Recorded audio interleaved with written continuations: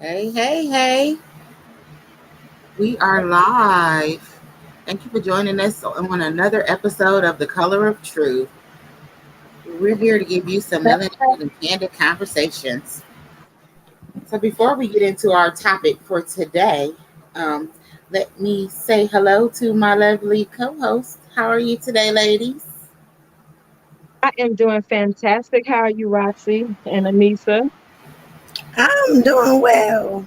End up losing my voice, but I'm doing well. Oh, sorry to hear that. Well, all right, all right. Just take a little bit of lemon and honey and it'll come back. Yes, Well, ma'am. I believe I got enough talking points to speak on your behalf anyway, so we're good. Okay. Y'all gonna hear me laughing then.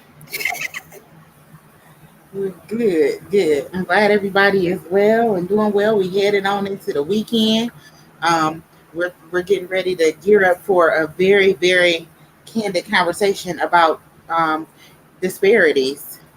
And when I say disparities, I mean the word disparity means a great difference. So that's what Webster Dictionary terms it as, a great difference. So whether we're talking about economic disparities, physical disparities, we're always talking about the difference between the two. So this show is not meant to bash any group or um, class of people. We're not here to hurt any feelings. We're just here to talk about the differences between women and men, and also the differences between blacks and whites. So, in order to get us started, um, I was getting ready to call you Miss Nisi real quick, but I'm gonna go ahead to Miss D and ask her what does she think is would be considered to be the greatest disparity that we have between men and women. Well, for me, for one thing, the between the men and women, and I guess I'll focus more on the black community, so black men versus black women, even though the feminist movement versus the MRAs, which is the what is it, the male rights activists. That's a national thing. It's a global issue. It's not conducive to just one race. But since this is a melanated and candid show, we're going to focus on the Black community. One of the things that's bothering me right now is the temperament that we're currently living on in. So the Black community is facing two huge culture wars right now. One, of course, being that between Blacks and whites living in America, and the racial disparities between the two of those groups that have existed throughout time, throughout the history of America. But a bigger problem, and a lot of this is racial too, is this idea of black men and black women unable to get along. So I've been listening to a lot of the conversations that's happening in the YouTube environment. You know, the men versus the strong, independent black women. You got the red pill men out there now. Even all of them don't necessarily identify as red pill men. They have a lot of the same talking points. What's interesting is in that community, we're watching black men who have coined this phrase SYSBN, which is Save Yourselves Black Men.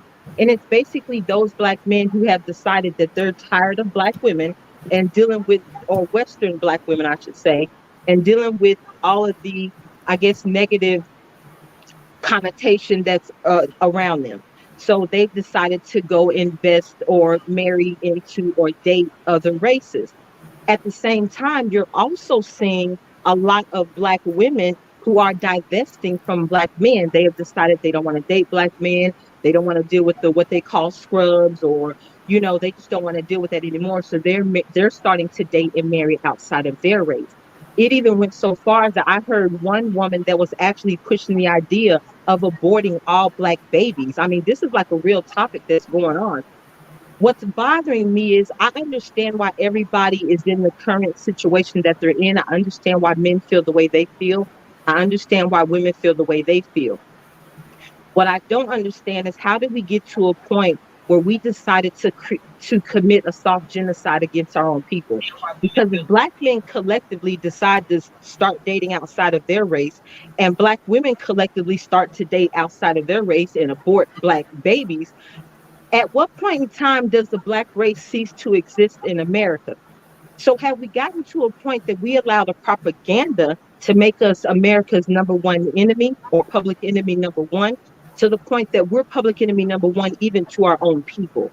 And if everybody else is thinking about bloodlines, how are we the only race that's not thinking about bloodlines? So for me, that issue not only does it cover the feminism versus masculinity, or the men versus women, but it's also a racial war. And if we get to a point where we are no longer birthing black babies, are we committing a soft genocide against our own people? And how are we okay with that? So I think that a lot of that has to do with conditioning.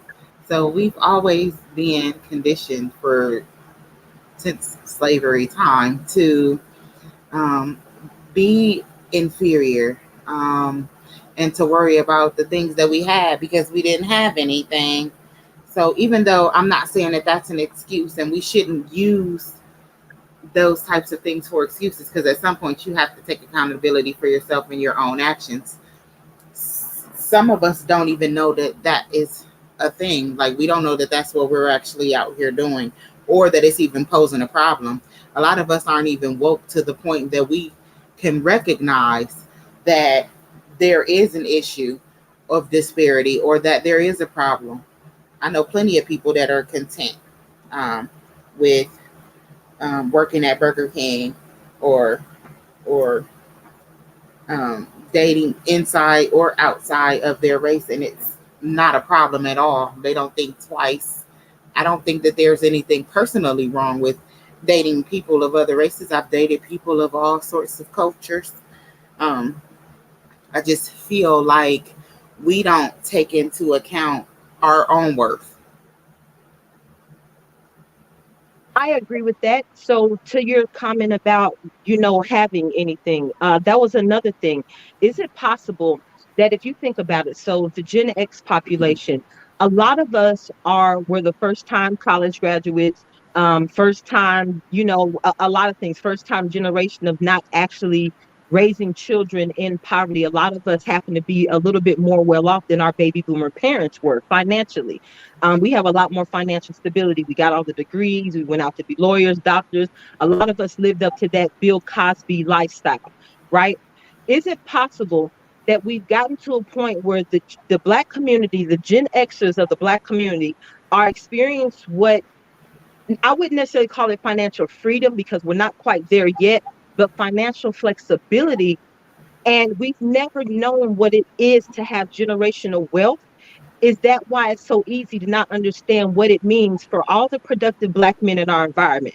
So you take the basketball players, the football players, all the rappers, you take the doctors, you take the lawyers, Mm-hmm. you take all these men that have decided to date outside of the race. So the most productive of the Mm-hmm. black men decide to date outside of their race. In the event of those deaths, just like the Kobe Bryant's, or other situations in a divorce, like the Tiger Woods situation, what happens is that wealth is now inherited by that other race.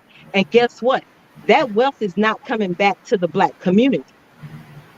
And it's not about that there's an issue dating outside of your race, but collectively, if black men are saying we're no longer going to date black women, and black women are saying we're no longer going to date black men, we are committing genocide against our own people. And we already face other issues where acts of genocide have been committed or continue to be committed against Black people, just like the Buffalo situation. So, how did we get to the point that we feel about Black people the same way everybody else feels about Black people, or the way we've been showcased throughout history? How did we get to that point? And at what point in time do we not decide to save our own race, as opposed to everybody being in their emotional state, mad at black men being mad at black women being upset with black men? They When are we gonna get it together and realize that there's a bigger issue at hand? And even though we have to deal with ideologies, There are a lot of ideologies that we have to get rid of. For instance, everyone knows that I'm an advocate for child support reform. The whole single motherism, strong, independent Black woman narrative that's been pushed down everybody's throat, the Mona Scotts of the world, that everybody want to live a housewives, a Hollywood lifestyle. I Mm-hmm. think that's a lot of the problem with the female culture. And a big problem with women is we don't know how to listen. So men and women are on different sides of the argument when it comes to feminist ideology and masculine ideology. From what I'm hearing, the men are listening to the women. They may not agree with them, but they're listening. From what I'm seeing from the female perspective is we don't even know how to listen. We're so busy being wrapped up in our emotions or not wanting our feelings hurt that we have allowed this idea that the truth isn't valuable. As long as what you say doesn't hurt me, then you can say whatever you want to say, but the truth has no value. The truth has no meaning. So we're never going to come together, one, if women don't learn how to listen to men. Because I don't understand how we got to a place where it was a problem for a father to fight for 50-50 custody of his child. How is that a problem in America? How do women not understand the importance of a child having access to both parents?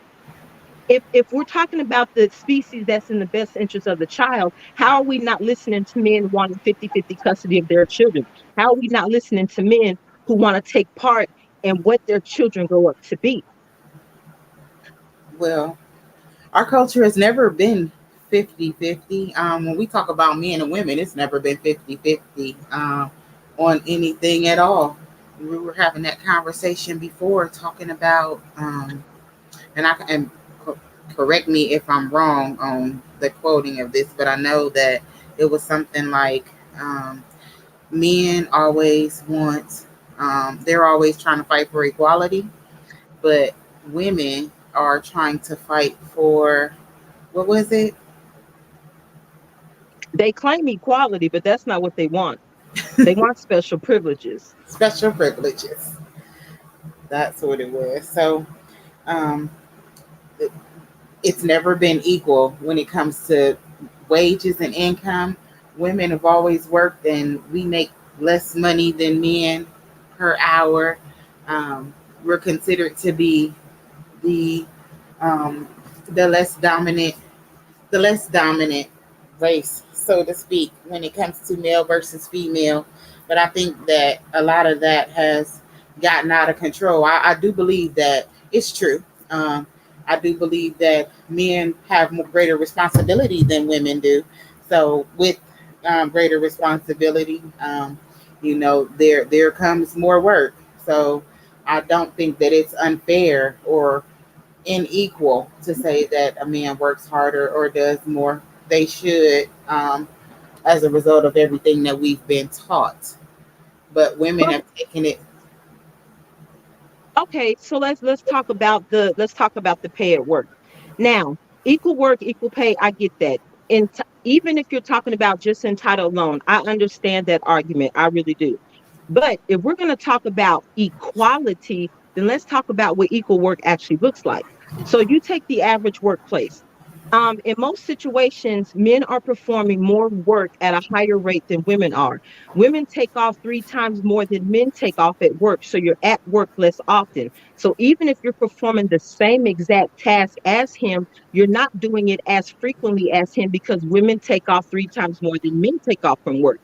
On top of that, if your job involves heavy lifting, um, every time a woman has to perform an act of heavy lifting, she's always going to ask for assistance. Now, don't get me wrong. There's nothing wrong with anybody asking for assistance with something that's heavy. That's what you're supposed to do. You're taught that in those type of environments. However, if a man was to stop by and ask a woman to help him with a package, do you know how ridiculed that man would be for asking a woman to help him lift the package? How many times at work have you heard a woman say that's man's work? But if we got the same title, how is this man's work? So even though I understand the argument of equal work for equal pay, can you actually say that equal work is literally being done? Can you actually say that? No, definitely not. Um, I don't even think that. that, like you said, it would be considered to be equal because we definitely ask for help. And then the harder jobs, a lot of times, they won't even give to you if you're a woman. Um, they'll make sure that there's somebody to be able to help you, even if you weren't going to ask for help to begin with. A lot of women nowadays take the independent woman thing and run with it. And I'm not opposed to women being independent at all. We had to step up and do something. A lot of men left, whether it was willingly or unwillingly, or we ran them off. Um, so at some point, something has to be done about it.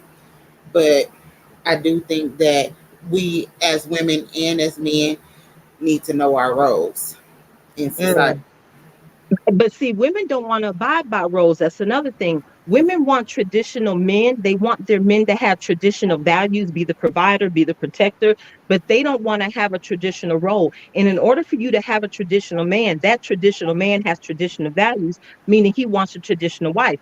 But let's Mm-hmm. go back to salaries. So there's always been a debate between men in sports versus salaries for women in sports. So let's talk about NBA and WNBA.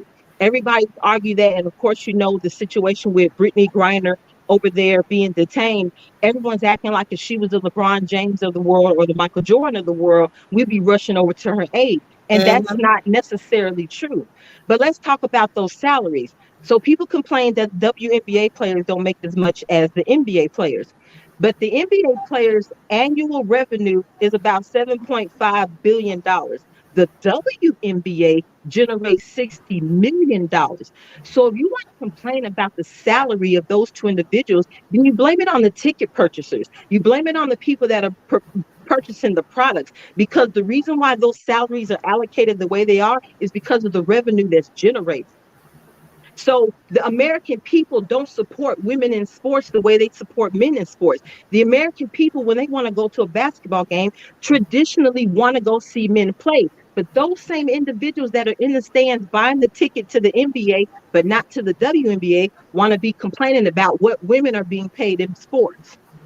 How do you get to have that argument when you don't support that activity? Mm, Yeah. say that.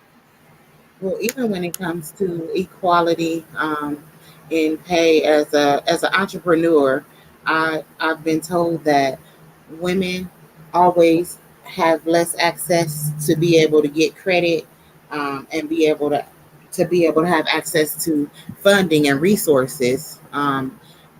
They're less likely to be able to have access to those than men. And then women also face a lot of disparities when it comes to work. Not just the unequal wages, but they have to deal with um, a lot of sexism and discrimination, um, different things that men deal with, but not as high of a scale as women have to go through. Now There's that I'm sorry, go ahead. Oh, I was just gonna say there's more. If men are going through it, if they're going through disparities, then they're not reporting it. It's less likely to be reported.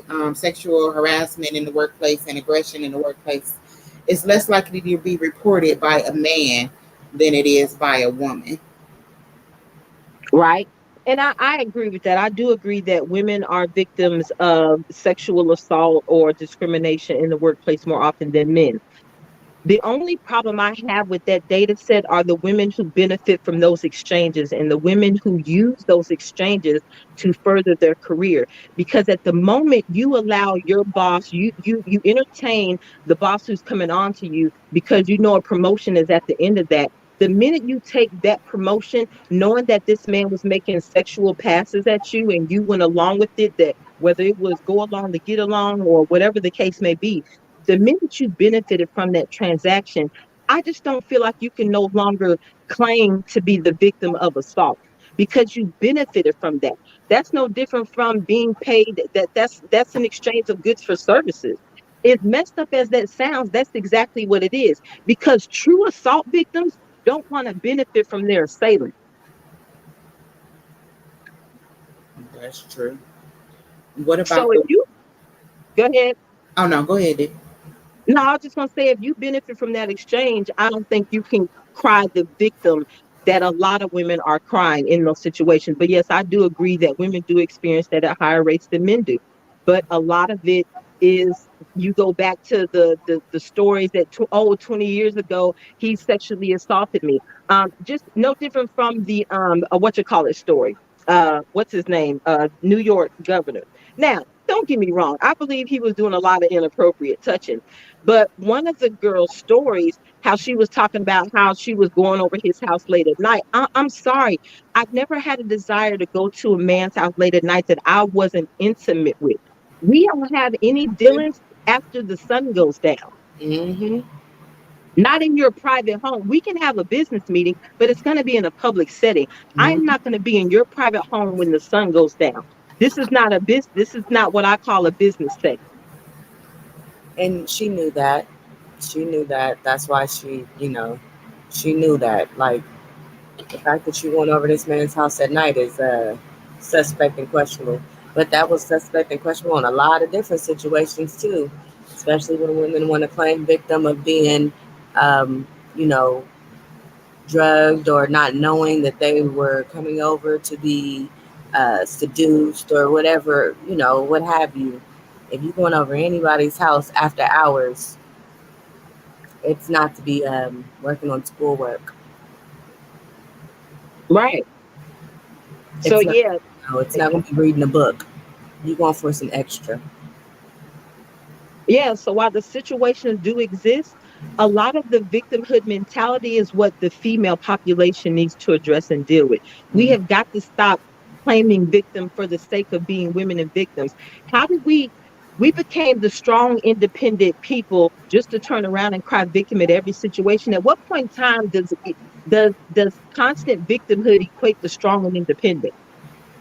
How can you constantly live in a victimhood mentality and claim to be strong and independent at every second of the day? Hmm. So it's like a lot of you are playing victim, and that's the ideology that we need to address in the female community. And then you got women who aren't holding their female friends accountable. You have women who high five a lot of the crazy antics that women engage in. So I understand why men are at the point that they're at. I just don't understand why we're at the point that the Black community has decided to divest from one another. And w- I don't know if anybody's looking at this like a soft genocide, because that's the only thing I see. If we all decide to go to another race, then that means in 20, 30 years from now, there's not going to be any more Black babies. Hmm. Is that the only way to deal with racism regarding the Black community in America? Is to eliminate the Black race? Then you don't have to deal with it anymore. Well, no, like I said, I don't even think that they looking at it like that. They don't. A lot of people don't even understand that there is a disparity. Um, if they do understand it, they think that that's just the way it is, and there is no way to change it. It's always been like that, and that's just what it's going to be. Um, but there's a lot of different ways to be able to start working towards eliminating those disparities amongst ourselves. We just have to be willing to do the work. But And we got to listen first, Roxy. Okay, so the statistics show. So the national never been married rate is 34%. That's nationally, that's the national average. 34% of women have never been married. Do you know that 48% of Black women have never been married? How are you that much higher than the national average? So if you're 48% and the national average is 34, that means the national average would be way lower if it wasn't for Black women. So if Black women are the most unmarried people on the planet, how do you not think that some part of it might be you? I understand that all of it's not. I understand that some of us are victims of circumstances, but at some point in time, if you're 48% of the never been married population, how do you think that some of it might not be you? That maybe you might want to view how you look at things in life, how you digest information, how you get along with the opposite sex, how you believe a relationship should be maintained, how you believe we should raise kids together, even after a separation. That's another big problem in the community.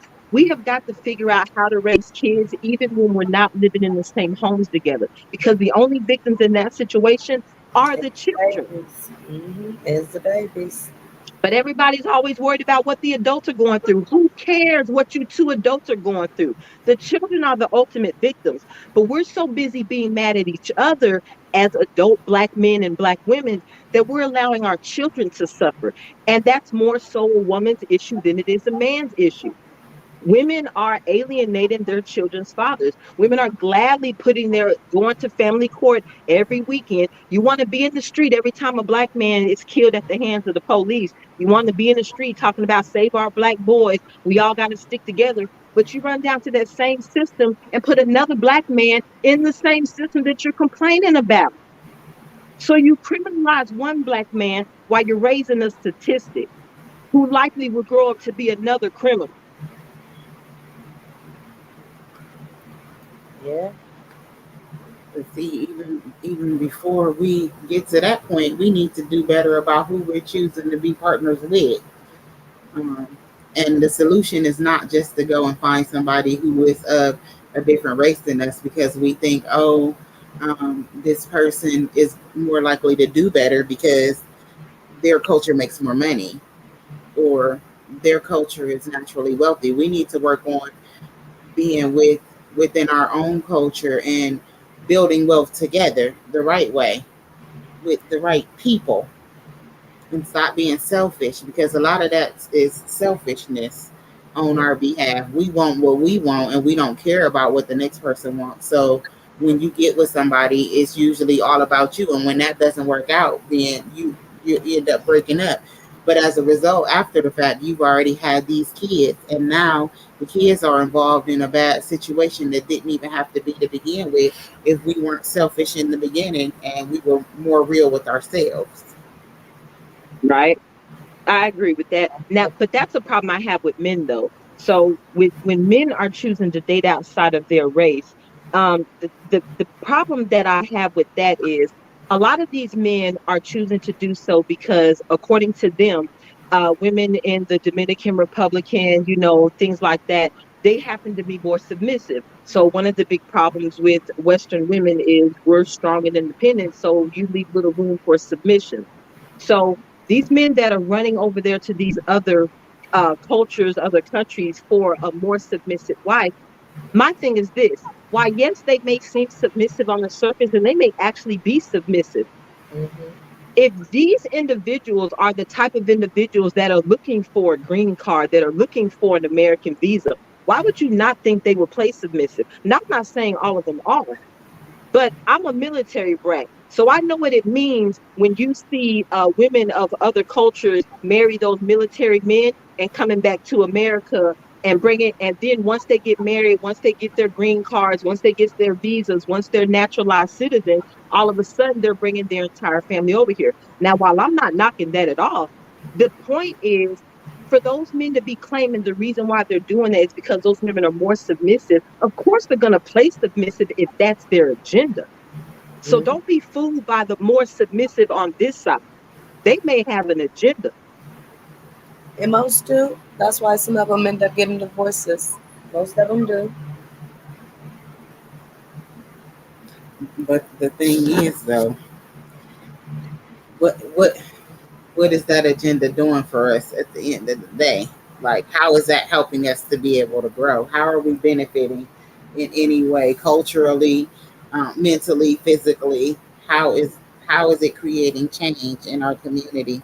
Like you said, we need to start listening and being more mindful of the things that are going to help us to be able to do better. Right. But we got to listen with unselfish ears because one of the issues I have with the feminist movement is you notice that a lot of their they don't want equality. Matter of fact, I watched an interesting doc. And anyone who knows me knows I'm an avid doc watcher. So there's a doc called the Red Pill doc, and it's very interesting. It's a documentary about a feminist who went down this rabbit hole trying to figure out what the whole concept was behind the male movement. So she's looking at it from a feminist mindset, thinking that men have this issue with toxic masculinity that we seem to have mislabeled. Um, and so she goes down this rabbit hole, and in going down this rabbit hole and talking to all these different men in these organizations, whether they considered themselves red pills, whether they were just MRAs, which were the male rights activists, regardless of what spectrum they came from, a lot of them were fighting for a lot of the same things. And of course, family court is always at the top of a lot of those lists. The disparities in treatment and the men actively wanting to be engaged in their children's lives. But as she started going down this journey, she started realizing that when men were fighting for 50-50 custody, and feminists were actually saying, yes, we want you men to be fathers. We want you to play a more active role. Because according to feminists, in order for a woman to be strong and independent, she has to also not be a slave to her household. She can't be the 24/7 mother in order to be the strong, independent entrepreneur, CEO. That lifestyle doesn't come with being a 24/7 mother.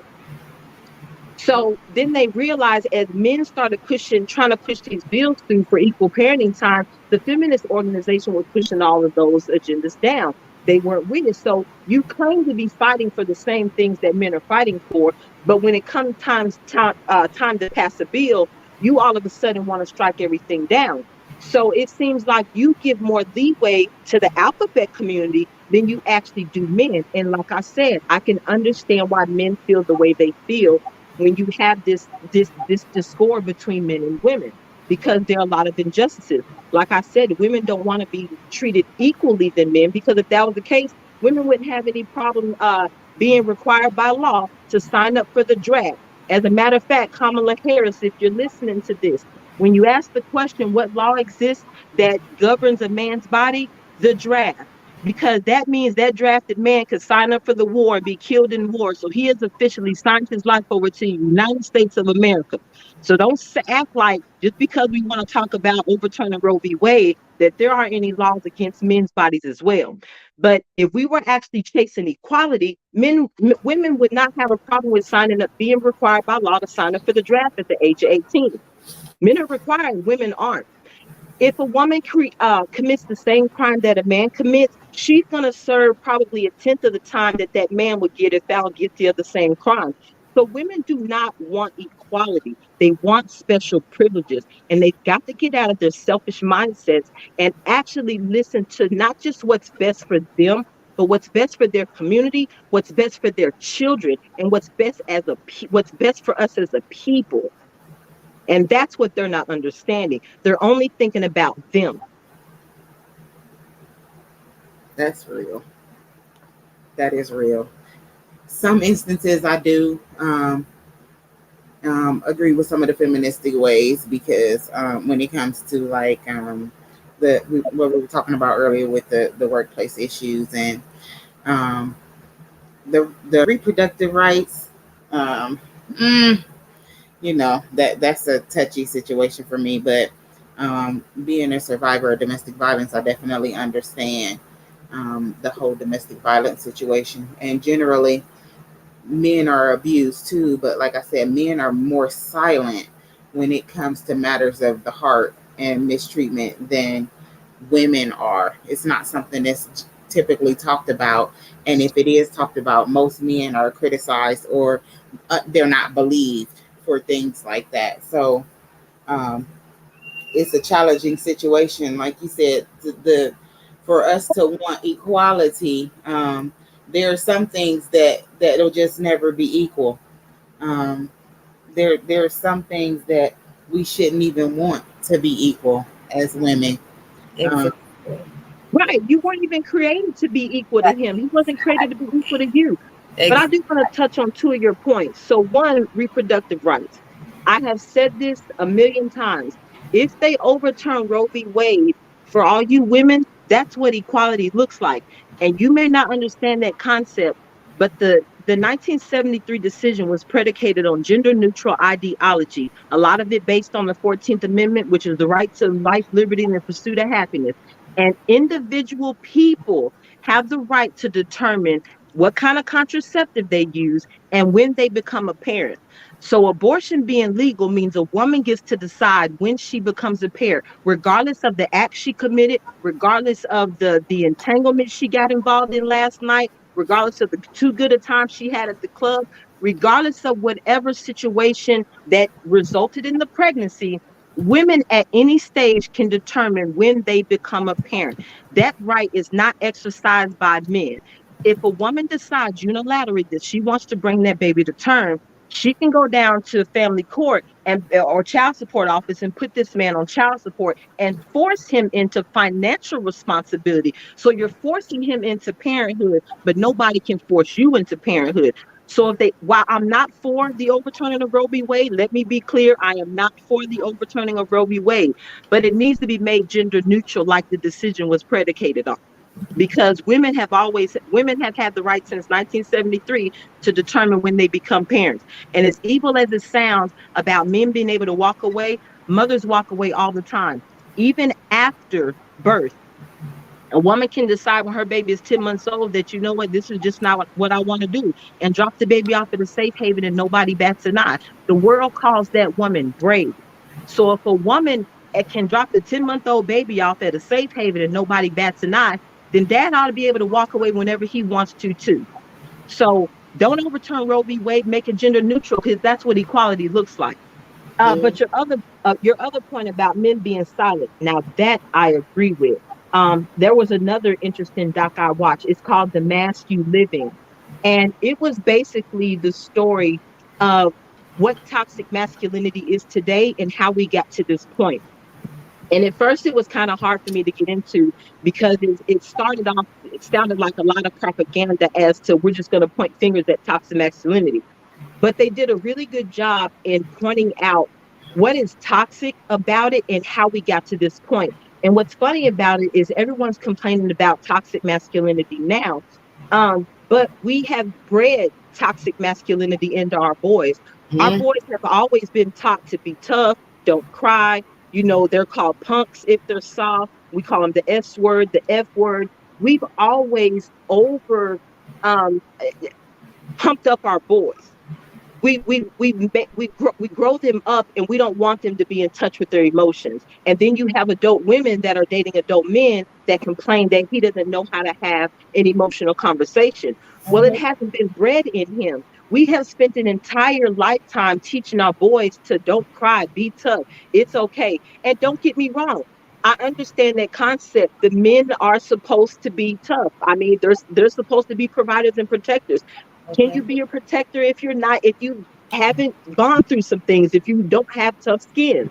Mm-hmm. So I understand the fact that we have done that.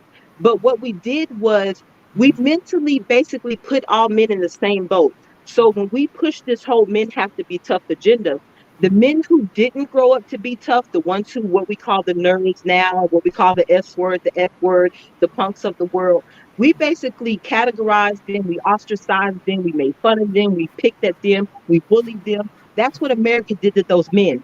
For the men who chose the tough side, for the men who did man up, you know what we call them now? Toxic.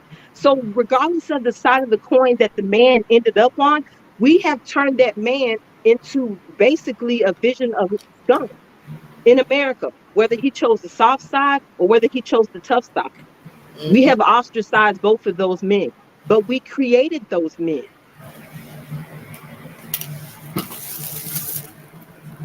So We have allowed society to create those men as well. The whole social media, the music and all that. They have actually helped us and shape our men in. Well, let me say it this way: say to transform our males and females. Let me say it that way: males and females. um, we have allowed those outsiders or outside influences to just really tear up us individually or insides and make us believe that, okay, if we do this, this and that, this and this, we can change our trajectory or we can change the way people look at us. And then people are actually end up what? Suicide. They're going into suicide because they're really not happy with themselves. People need to start being true and honest with themselves. Didn't mean to say optimist, but you heard what I said. Honest. Okay, but back to instilling the manhood. So women practice hypergamy. We can all agree that women marry up. We marry somebody of a higher social status, a higher financial status, whatever the case may be. Women marry up. We practice hypergamy. Can hypergamy exist without levels of manhood? So if you put every man on the same level and there was no what we call toxic masculinity, what would women actually choose in dating? Because women practice hypergamy all the time.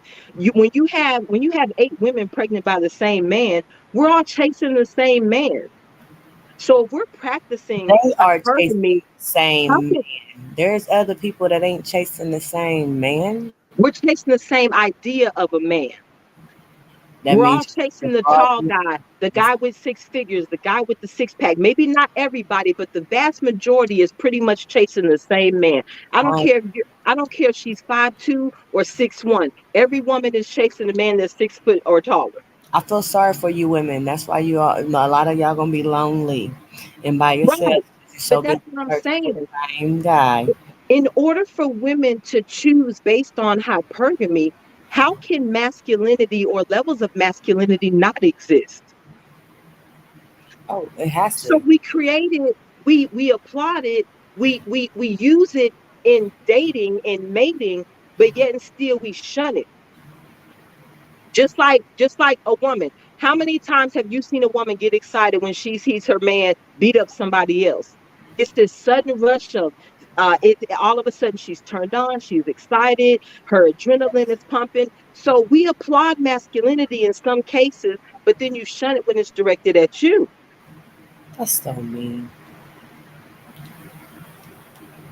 No, it did not be good.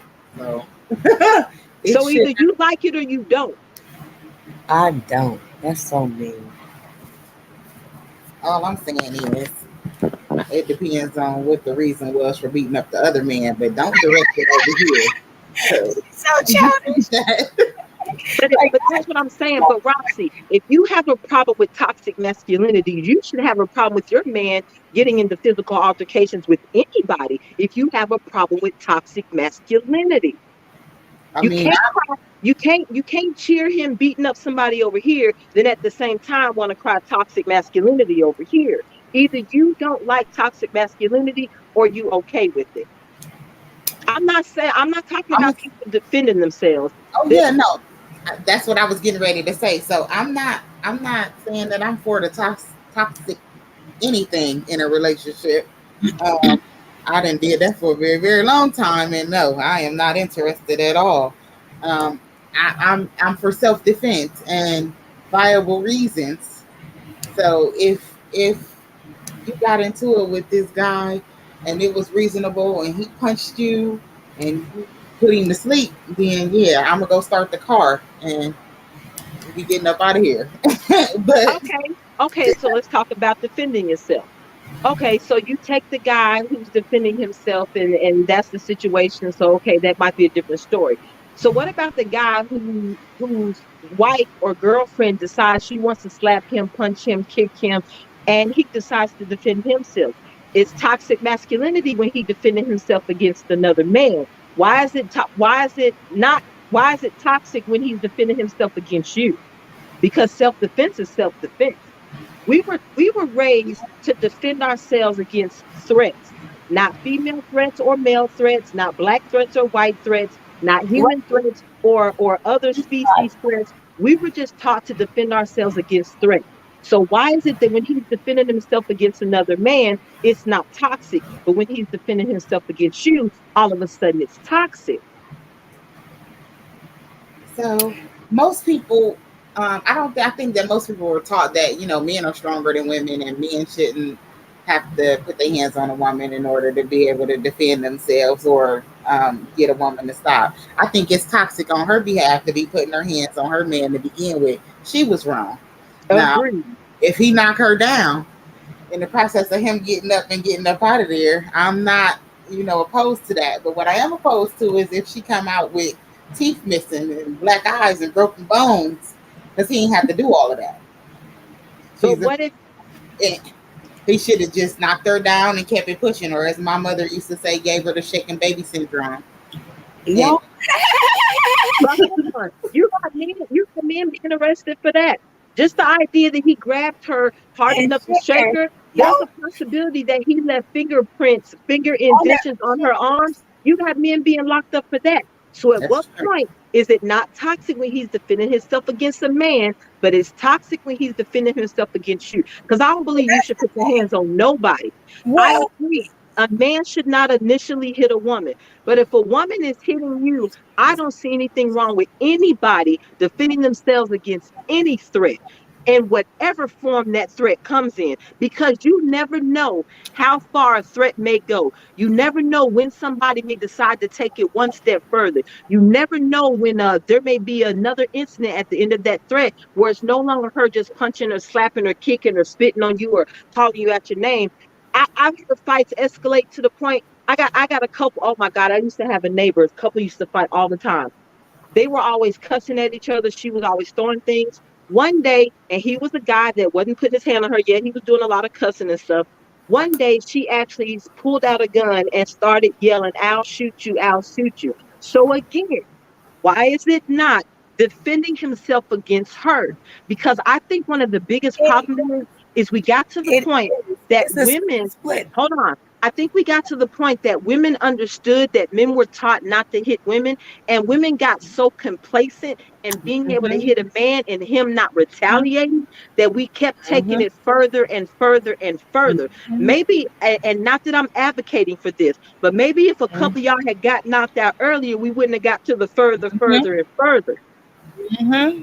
For real. Mm-hmm. That's why Ohio has a law that says if you hit, she hit, anybody hit, hey, we taking y'all both down. We don't care who hit who, you going down. You put your hands on him, he put your hands on y'all both going down because y'all both are responsible for yourselves. At the end of the day, you have self-control. So you the one that can stop touching and hitting on people. You don't have to touch and hit on that man, just like he don't have to touch and hit on you.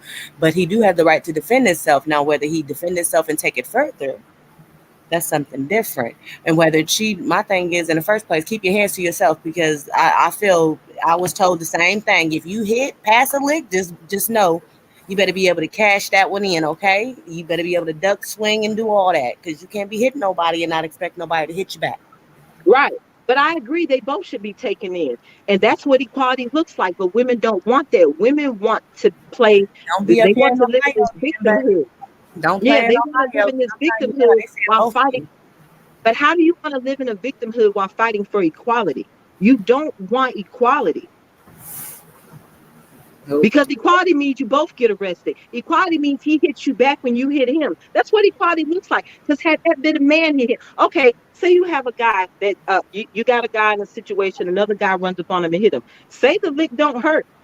Does that mean this man can't hit that man back? So to say a woman can't hurt a man the way a man hurts a woman, that's so different from two men who aren't equally yoked. No different from in boxing. The reason why they have weight classes is because you can't have a 110-pound dude over here fighting a 250-pound dude over here. There's disparities in that. So if two men can be unequally yoked in power, then what's the difference between a man and a woman? They're unequally yoked in power. She better go sit down somewhere. That's the part. Exactly. Exactly. But women so busy, like I said, women have got to learn how to listen and get out of their selfish thought process and listen to what's being asked for. Because from what I'm hearing, men are still asking for equality. Just like, okay, back to the child support thing. What's astounding to me is all the horror stories that I'm hearing about the men that are fighting for custody, for visitation, um, just to actually not be looked at like a criminal and just to have accusations thrown at them left and right. But what I'm hearing is those men that have the most horrific stories about the things that their baby mothers drugged them through, the lies. There was a story of a woman who told her daughter the incident was supposed it had happened when the child was like a toddler. She went and told the authorities that her ex-husband had tried to molest the child and kept repeating this story to the child her entire life. Well, after this man had served time in prison, you got the situation going on where the child is having this crazy relationship with her father. it comes out that the woman lied in the end. How do you write that situation where this man has spent time in prison? The child has been lied to all their lives, thinking that their father is a pedophile and has committed some crazy act of incest. How do you right those wrongs? How does that woman not understand what a man is asking for? So even in those stories, those men aren't even asking for the woman to lose the right to mother that child. They're just asking to be involved. So even in the worst of situations where you have a woman that would, because you don't know what kind of mental state that would put a child in, what kind of mental trauma that would instill in a child when they believe that they were molested by their father. So you were willing to create that environment for that child. You were willing to raise a statistic, all just to get back at a man because you were mad because the relationship didn't work. Oh, it's plenty of selfish and petty women that are out here like that, that they don't care about the child. Like we Yep. talk about all the But time. those It's never men the best interest of the child. But those men still aren't asking for that woman to lose her rights to mother that child. They're not asking for the children to be taken away. None of those men who have the most horrific stories are asking that a mother be stripped of her parental rights. But all the women, just because he broke up with you, just because he cheated on you, oh, he shouldn't be allowed to father his kids. What you two adults go through ain't got nothing to do with those kids. Stop raising statistics because you're mad at him. Uh, just stop altogether getting pregnant and not being ready and willing to be a real parent. A lot of people get pregnant and they have kids and they don't even know what it means to be a parent to begin with. They haven't even gotten over the selfishness in themselves. So it's hard to parent and be able to give of your all of yourself to somebody else when you don't even have it to give from yourself. Are you Right. alienating the situation every time you turn around? You alienating the baby. You alienating the situation. You don't want the baby daddy around, or you don't want the. You shouldn't have laid down and had him. You knew what you was doing, They be having kids thinking that it's gonna keep the man or the or it's man. gonna make you happy for some reason. No, it doesn't Baby, work like that. body. I agree. But that's a problem. And that goes back to the issue between blacks and whites. Like I said, you have women that think that just because they had a child by you that they are entitled to a lifetime of your income. So child support has turned into a transfer of wealth. Now I'm not saying that men shouldn't support their children. I'm not saying that at all. But what I am saying is nobody needs $300,000 a month from a child just because you happen to be pregnant by an NBA player. It doesn't cost $300,000 a month to raise a child. It doesn't cost 30,000 a month to raise a child. It don't cost $3,000 a month to raise a child because if it did, most of us wouldn't be here if it cost $3,000 a month to raise a child. So you got those women who want to advocate for child support, but at the same time, these women are crying about the racial injustices in the system, the systematic oppression, and all these other type of situations. So you got like the Buffalo situation. So not only is the black community dealing with the possible soft genocide that we're trying to commit against one another by divesting from each other, we also have to deal with genocide coming from the form of of domestic terrorism. And what really pissed me off about the Buffalo situation was, of course, we all know that this is a deep rooted issue in America, but Biden, for him to go down and give the speech he gave, but yet and still mention nothing about policy, no policy announcement whatsoever. But you remember when C-19 went down and a couple of the Asian Americans were having some violent acts committed against them. All of a sudden, Biden ran to pass the anti-Asian hate crime bill. Where is the anti-black hate crime bill? Where is the bill that is specific to the black community? Not people of color, not minorities, but specifically the black community. Because it's mighty funny how they ran an entire campaign on racial disparities, got Mm-hmm. up on day 100 talking about America's not a racist country. Then a couple months later, Kamala wants to complain about how hard it is being the first black vice president, but you said America's not a racist country. Then Biden goes down to Buffalo talking about the racism in America. We will never get rid of it all. But yet and still, y'all don't want to have the reparations conversation. You don't think we're owed anything, not just because of Still being slavery, attacked and but abused. huh? I said for still being attacked and abused to this day. Everyone wants equal rights, and everyone and every ethnic deserves equal rights. I totally understand. But what happened to ours again? We don't get nothing. We got to keep getting overlooked. Right. And we always get overlooked. So Democrats run campaigns on racial disparities every election season, but Mhm. none of them actually do anything that benefits just the Black community. Never. And why is that? Just like, oh, even Obama got up and said, well, I'm not just the president for blacks, I'm the president for all Americans. Okay, I get that. But the blacks are the ones that need your help right now. So we can have, so you can say America's not a racist country and at the same time pass an anti-Asian hate crime bill. In order to have a bill designed for a specific race, how can you say that America is not racist when we have bills for or against specific races? Hmm. It, that whole Boston thing was out of control to begin with. What I didn't Buffalo. like about this, I said Boston. What I didn't like about the situation is the first thing that they started screaming when it came to the young man who committed the act was that, oh, maybe he's mentally ill and maybe Yo. something's wrong. But Yeah. he clearly plotted all of this out. It clearly was planned. He clearly planned to drive up. He was all fully equipped and ready to go into this store and take all these Hmm. people out. He picked the neighborhood, he picked the area, and he went in and made it happen.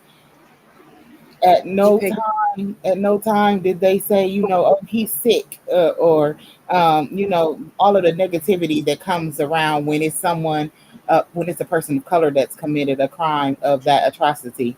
He didn't get killed on sight. Um, they let him walk away and then didn't disclose his identity or any of that.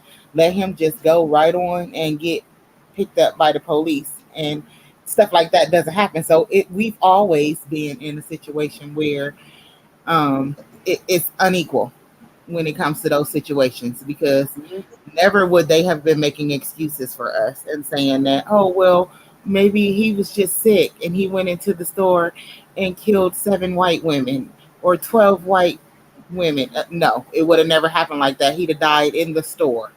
Okay. Hmm. He wouldn't have made it out of the chip aisle. He would have been Right. bleeding, laying in the chip aisle for what hours? He would have been bleeding right then and there, laying there while people walking around him for hours if it was a black man, because And that's not just just how he black, was. not just black, other nationalities too. So you remember Mhm. the Orlando nightclub shooting that was triggered towards the alphabet community? Yep. Um, and while he did have a high count, because I think it was what close to 50 people that were xed out and 50 more injured. Hmm. He was of Afghan descent and he was he it was on site. It was Hmm. on site.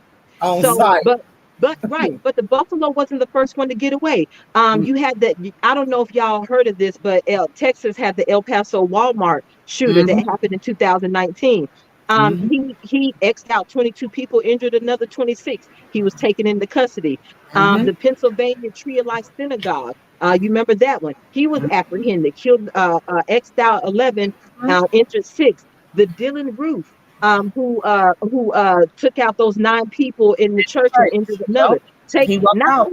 not only was he taken into custody, they took him to Burger King. Yes, they did and So fed him. I got a problem when this whole idea of unarmed black men dying at the hands of those chosen to protect and serve, and they always hide behind the rhetoric that I fear for my life. Hmm. What I hate about that rhetoric is your actions always speak louder than words. So that whole concept of I fear for my life, that's your body's natural fight or flight reaction, right? Everybody has that. Some Hmm. people run, some people stick around and fight. It's the fight or flight. Now, so if every time you fear for your life when it's an unarmed, he got a deck of cards or a pack of gum or a bag of Skittles, and you assume that he's got some kind of weapon of mass destruction, so Mm-hmm. he ends up losing his life. When Mm-hmm. you fear for your life, all of a sudden you trigger happy. But when the real ammo comes out, when bullets is really flying, y'all ducking and hiding. So Yep. where does this fear for my life mentality come from? Because when there's a real fear, you ain't just all of a sudden taking everybody out. When there's a real assailant that has a visible gun, you know that the gun is there. You know that people have already been X'd out. How are these people being detained without injury? because their complexion is correct. They feel when they come on the scene, that will go away. They will stop doing what they're doing, and it will be a peaceful retreat. They don't see them as defense, or they don't see them as a problem. They see, as soon as I see that person with a gun, oh, he's just going to come with us and he's not going to do anything. We're going to help him. We're going to talk him through this. They always give them the benefit of the doubt. Nine Yep. times out of 10, they're going to ride on that whole insane whatever temporary insanity plea, It's which mentally Exactly. is BS. ill. Which is BS because premeditated can't be temporary Hey, insanity. That's total BS. You did not strap a camera to say your that. forehead, put on all this ammo, put Say that. on your put on your shoot suit, go over here to Premeditated this store. murder. Wait, Right. shoot up all the black people. See a Caucasian person, not shoot them and apologize. Like, oh, I'm sorry because I pointed the gun in your face. Let me go back over here and start killing the rest of these black people, and then yell out, "Oh, I'm mentally ill." You Like, mentally nothing. You are you. He was raised that way. He wanted to be like that. He was investigating his own self to be like that. Period. Point blank. That's what he wanted to do, and that's what he is. He's racist, and they need to see him for that. There's nothing mentally wrong with that man. And you're right, Anissa. And that was another thing. So, for if America is not a racist country, explain to me where an 18-year-old develops this mentality that Exactly. because no raised that way. 2 month old baby, you cannot put a Caucasian 2 month old baby in the crib with an African American baby, and that baby's going to start screaming out racist rhetoric and not wanting to be around the African American baby. Racism is not, Mm-hmm. you're not born racist. That Mm-mm. is taught. That is ideology that is taught, that is Mm-hmm. passed down. So if America is not racist, where does an 18-year-old develop this mentality at? And I don't know if somebody had pictures of the rifle that he was carrying, and it showed that on the butt of the rifle, it had actually said, "Here go your reparations." So that's another problem I have Oh. with the black community versus the white community. And one of the bigger complaints is why, about why America hasn't paid the black community reparations, is Mm-hmm. you have this current gender that doesn't believe that they should have to pay for past mistakes. Mm-hmm. One, I think that is the dumbest argument on the planet, because if you only think that reparations are paid for transgressions that happened yesterday, you don't understand what reparations are. So, regardless of how long it has been, the reason why we continue to have the reparations conversation is because it was never paid to us. It should have been paid 100 years ago, but it wasn't. And now we're here. So, but that's the problem I have with that argument. So please don't come at me with that. Oh, well, why should we have to pay? We're kumbaya America now. I BS, so total understand that, BS. but how is it that you But always trying to pay somebody else? Then you trying to pay these that's other my people? problem. That's the problem I have. So the U.S. don't have a problem with paying reparations. You just got a problem with paying descendants of slavery. So Exactly. The U.S. paid to Japanese Americans. They had a $38 million reparations fund in 1948, Due and to in right. 1990, right, in 1990, they secured another 20,000 per survivor per which survivor of total, and that. by the time those survivors took those $20,000 checks, it came to a total of $1.6 billion that the U.S. paid to Japanese Americans. Then the U.S. paid to the Alaskans $12,000 per person in 1988 for those that were not properly cared for, being, I guess, held in captivity for too long. Mm-hmm. They paid additional money in 1995. Mm-hmm. uh, NC, they had the eugenics victims. In 2013, they paid $10 million to those victims of the ones that were incarcerated, how their reproductive rights were basically stolen from them, all those experiments they were committing on them, right? Right. Tuskegee experiments, $10 million. Mm-hmm. Florida, the Rosewood survivors in 1994, they secured $2.1 million paid out evenly to 26 victims. Mm. U.S. also supported reparations for the Jewish victims of the Holocaust, and in 2016, they helped them access money that was owed to them. So, if America doesn't have a problem with reparations, if taxpayers don't have a problem with their money going to these other countries and everybody else that's been wrong, how is it that you only got a problem with money that needs to be paid to us? Period. And and they took a toll. So they said only 30, and they said that's largely due to American popularity. So they said 37% of Americans believe that reparations should have been paid to slaves when they were free. So 37% of Americans believe that upon being freed, those slaves should have been compensated. Currently, 15% of Americans believe that descendants should be entitled to compensation via reparations. And I Mm-hmm. think that is total bullshit. So how is it, how is, so you don't have a problem with reparations being paid to everybody else, just us, and even if you believe that reparations should have been paid after, once they were freed, it wasn't. So again, we're still here. But yet and still, what a lot of people don't realize is reparations was paid to the slave owners. So when the slaves were freed, reparations were given $300 per freed slave to recover their losses. So if you can pay a slave owner for losing his slaves, how is it that y'all don't think that we're owed any reparations when slave Say owners got reparations for their losses? it. But us having babies stolen from us, our language stolen from us, our heritage stolen from us, to deal with all the death, all the beatings, everything that happened to us, how in the hell can we not be due reparations for the constant systematic racism that we deal with today? How can we not be due when slave owners were paid reparations? How? Say it. Because they consider us in the Constitution to be only 3/5 of a human. We're not even Can we considered to be a please? whole person. Can we please change that constitution if we don't change nothing else? Can we please? Well, I y'all know I'm know they like to act like the 13th Amendment supersedes all that, but we already know. That part. Can we That's please just change everything? that's Change just like people say that they everything. moved on to the second half of the Bible after the Ten Commandments, but we know that they still Right. follow them first 10. Right. And people like to act like slavery was the only period that Black people suffered mass casualties and deaths. You have the Reconstruction period, which was post Civil War. You know how many Black men were lynched during that time? You know how many Black Wall Street stories Most, existed during that time? How many most, massacres happened during the Reconstructive years after most. Civil War?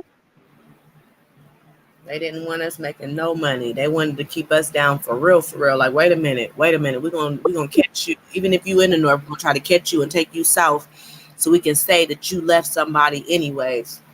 We Right, don't even blacks keep being read about. killed during right, blacks being killed during the civil rights era, the 50s to the 60s. We were being lynched at high volume. Matter of fact, the number, they know that the number is underreported because back then nobody was keeping track of how many Black men were found hanging from trees. They didn't care. Remember, Right. that was their picnics. Remember, that's So their pic. even the number that's reported is underreported. So how can you not believe that reparations is due? And I know what the problem is because they've already done the studies, they've already done the math of what would be owed to the Black community if they pay reparations today, because since they waited so long to address the situation, Mm-hmm. they estimated the cost to be between 1.7 and like I think 1.7 and 4 point something I mean $1 trillion. So if that's the case, that means America's entire wealth would be handed over to the black community. You think they finna let that go down? Oh no. Said the tides will turn, the things will change. No, they're not even trying to fix the racial wealth gap that we have right now. Um, Going on between the cultures. So they definitely not getting ready to add to it by giving us more power in order to be able to free ourselves. They don't want us to learn how to become financially free right now. Right. But you know what? There are other suggestions as opposed to giving us a check. I'm all for the black community or the descendants, the fundamentally black Americans, the descendants of slavery. I'm all for us never having to pay taxes again. I'm all the only taxes we gonna pay is this little sales tax. Mm. We shouldn't have to pay state tax. We shouldn't have to pay no federal taxes. We shouldn't have to pay no property taxes. I'm fine with that. Have us, matter of fact, even if you want to put a cap on it, as long as slavery lasted, that's how long y'all get to go tax free. I'm fine with that. Oh yeah, no, they need those taxes to cover all of the money for the borrowed But debt that they create throughout the year. wait They a can. minute. The black community only makes up 13% of the population, and a good percent of them ends up incarcerated. So if you're incarcerating the strongest of the men, and you got a bunch of them in prison, we only make up 13% of the population anyway, and 7% of that is the female population. Then how much is it really going to hurt you if we're that small of a percentage of the population? A whole But you lot don't want to Just cut a because check. they already in debt. So they already in debt well far and beyond what it is that we provide when it comes to income tax. However, we are the ones that shop the most. So Yeah, we need to do it's better. that sales tax that would bust their head if they lost the ability to be able to charge sales tax because we pay tax on everything. We'll have 3 or 4 cars sitting in our driveway, outside of outside of a house that we renting. Yeah, right. And with those houses come, I mean, with those cars comes tax. So they get tax from us in plenty of other ways. All those clothes we buy, shoes, that's tax. That's money that they're receiving from us. Um, Right. like Wealthy a people lot of people. don't shop like that. They're not um spending their money, wasting their money. They're saving it. They're But Roxy, investing it. that's another issue. I don't. That's another reason why I don't see why they got a problem with paying reparation. I don't care what kind of millions, billions, or $1 trillion checks you got to cut out to the black community. Most of us are gonna turn around and get that money right back because most of us are just fools with a dollar. So y'all gonna get that money right back in y'all community. So Say that I say again. cut the checks. I say cut the checks and let us stimulate the economy.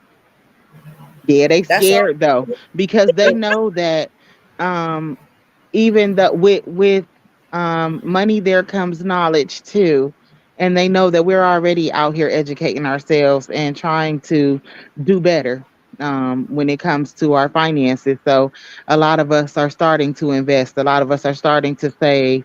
We're starting to understand that you can't just go out and blow your money. You have to do something with it. There's not going to be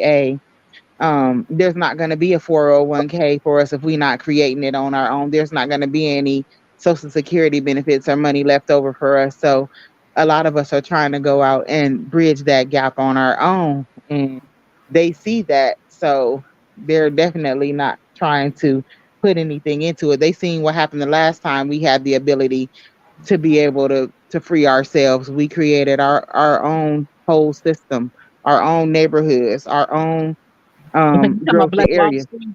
Yeah, so they don't want because the more of us that stand up, even though we 13% of the population, with that wealth and power, a lot of things would change. And we would literally stand up, and they're not ready for us to take over. So But are we ready to take over? I've Because I been no, don't ready. think. I don't think the black community is ready because Not most of enough of us, us. not enough. There are a few, but not enough of us because we've been spending most of our life party drinking and bullshitting. Mm-hmm. That's all we know. That's all we think is out there and available. That's what we were taught to do with our money. That's Oh, what we seen other people do with their money. And, So right, I agree with that. I agree with that. They do. They rather look rich because the black community has a bad problem of wearing their money, and I'm so sick of seeing that. Because the wealthiest of other races, you don't see them draped in all that nonsense. Nah, and unless you go over to the Middle East or whatever. But Westerners, nah, wealth is silent. New money is loud, yeah, and because we got even we some of got the too much wealthiest new money, people shop at the thrift store. Okay, right? they don't even shop at big name stores. You wouldn't even know you was sitting next to one of the wealthiest men out here because of how Okay, plain they actually look and dress. because Bill Gates look homeless. I don't care what nobody. That man walking around looking homeless. It's a but got thing. all the farms and got all the land and got all the money and yeah, y'all better not stop wasting y'all's money on that stuff. Right. But Stop yeah, chasing I'd be the down with the tail. tax free lifestyle for the rest of my days. I'd be so down for that. I'm just saying, just a suggestion. But yeah, Yeah. but reparations is definitely due because I don't see how you can take not just slavery but the periods that came after slavery, the construction period, everything involved in that period, the situation with police brutality, what we experience in the judicial system. I can't. What happened with the crime bill? That people of color were targeted. I can't understand how because it wasn't just the period of slavery. It was everything that happened after slavery. It was the laws that were written after the slaves were freed that basically allowed you. So they ended slavery in name, but they rebirthed it in the prison system. So Yep. you have to abolish slavery, but you can lose all your rights as an individual or your constitutional rights if you were found a criminal. And what they did when they freed the slave was they gave the slave owners or the people who could make laws the right to make any law that they wanted to make. So you release slaves tomorrow. So they decided that, okay, well, we're going to allow y'all to determine what's criminal activity. So you turn around and you decide that nobody can be walking around without a job. But a slave just got freed 2 days ago. What job he's supposed to have? So now you criminalize this man simply because he was free. That's the only crime he committed was being free, and you Mm-hmm. criminalized him. And Mm-hmm. took them And to jail. there were a multitude of laws that were written after that that kept criminalizing free slaves in order for them to rebirth the term slavery, even though you abolished slavery. No different from debtors' prison being they abolished debtors' prison in what 1833, but you rebirthed it in child support. Not only that, I mean, they made sure that they made a mess of our brains before they even let us go. So the majority of the people that went through slavery were already, as somebody said, brainwashed into thinking that it was wrong. It was a lot of people that got released from slavery, like, okay, you free. And because they were scared and didn't know nothing else and they thought that that was the right thing to do, they wanted to go back. Like, Right, don't free right. me. Like, let me stay here. What am I supposed to do if I'm free? And you That's Because, know what? there's a lot of them that did actually stay because they didn't know what yes, else to do. They did stay, but my thing is, when do we stop saying we're brainwashed? When do we stop saying that we're so traumatized? When when do we realize that we are. okay, listen. Right.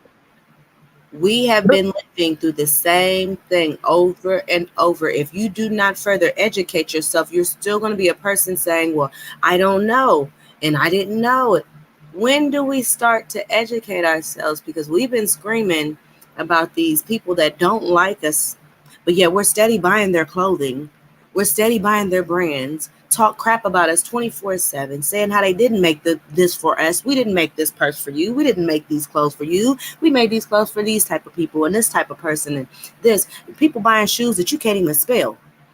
These females, I promise to Moses, ain't never spelled a Balenciaga in their life. But Can't first of all, spell Balenciaga. Balenciagas are ugly as hell. Because if a Balenciaga was But at they got Walmart for shoes. $25, nobody would be buying them if they was in Walmart for $25. Balenciagas are ugly as hell.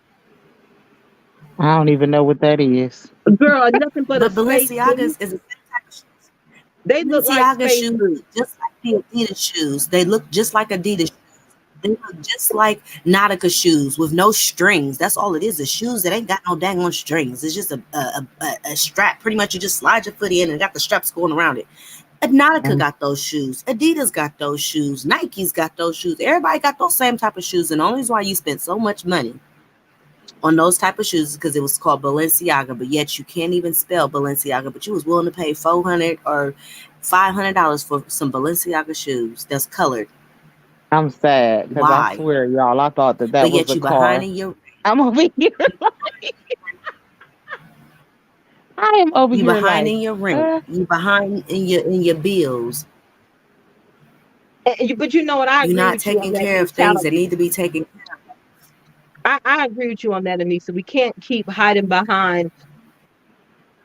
We can't keep playing victim either. Don't get me wrong. of. There When are do we things that are outside of our control, Yeah, but there are things that you can do to better your absolutely. circumstances. But one thing that bothered me about that era when Exactly. the slaves were freed, and you brought up a good point about a lot of them went back because they didn't know what to do. What bothered me about that is you think about the mentality of the man who spent Mm-hmm. generations on a farm Mm-hmm. picking cotton, mining fields, doing all this. Basically, you were America's greatest commodity. I don't care what nobody says. Black men have always been America's greatest commodity. So you did all Mm-hmm. this tending to the fields, did all this turning the fields, all that cropping, everything, right? So Right. how did the people who were tending to the fields get free and then decide that they didn't know what it took to take care for themselves? Now, I get it. There was going to be a temporary moment of maybe a portion of famine because it takes a while to produce crops. It takes a while to, you know what I'm saying? You're going to have a turning season. So while I get that, what I didn't understand about that, how messed up your mentality had to be to not realize that you may starve for a day, but over time, your oppressors will starve for a lifetime because they weren't the ones tending to the fields. You had all the experience. So, how did the person with all the experience not decide to go out there and make something of themselves? Now, don't get me wrong. I understand a lot of them may have had some issues because they didn't necessarily have the land either. I get that part.